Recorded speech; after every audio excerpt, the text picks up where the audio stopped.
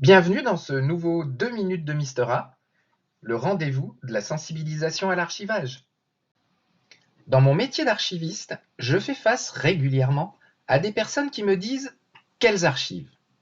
Et la plupart du temps, je leur réponds que c'est bizarre, car je n'ai rien vu passer dans mes outils, qui sont justement les outils d'archivage de notre entreprise. Curieux de savoir pourquoi, à mon avis, nous en sommes arrivés là?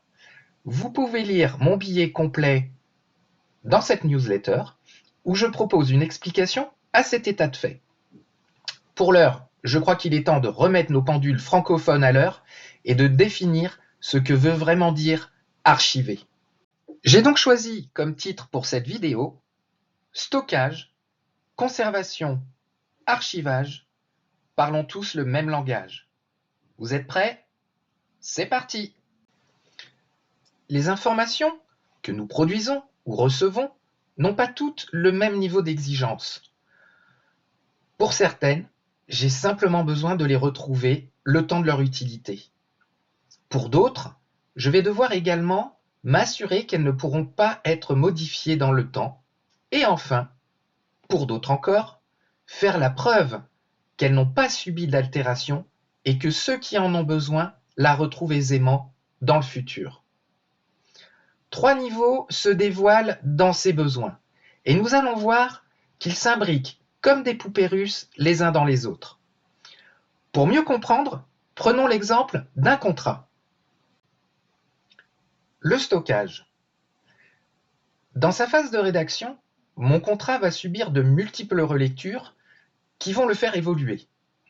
Cette phase peut prendre un certain temps. Ce dont j'ai besoin, pendant cette phase, c'est simplement de pouvoir le retrouver plus tard pour continuer à le rédiger, sans contrainte particulière de sécurité ou autre. Bref, j'ai besoin, ni plus ni moins, de le ranger sur un support quelconque. C'est le premier niveau, le stockage. La conservation. Mon contrat a été validé, tout le monde s'est accordé sur le fond et sur la forme, et il est prêt à être signé. À ce moment de la vie du contrat, je vais toujours avoir besoin de le stocker, mais désormais dans des conditions qui garantissent son intégrité, qu'il soit non modifiable, sa pérennité, qu'il soit accessible aussi longtemps que de besoin, et sa lisibilité, qu'il soit lisible avec les outils dont je disposerai dans le futur. Bref, là encore, j'ai besoin de le ranger, entendez stocker, mais cette fois-ci sur un support qui apporte certaines garanties. C'est le deuxième niveau, la conservation. L'archivage. J'ai récupéré mon contrat, signé, et le dossier de preuve qui l'accompagne. Je vais toujours naturellement avoir besoin de le stocker et plus encore de le conserver. Mais désormais dans des conditions qui me permettront d'apporter la preuve dans le futur qu'il a été conservé dans les règles de l'art, de le rendre accessible facilement aux personnes autorisées, de comprendre le contexte dans lequel il a été produit et de gérer sa durée de conservation.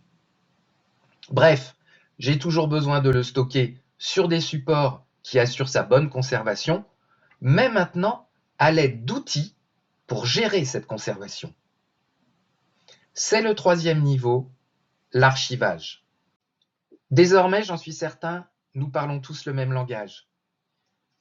Dans une prochaine vidéo, nous nous demanderons à qui incombe cet archivage et quelles sont les solutions pour retrouver facilement une archive et en comprendre le contexte.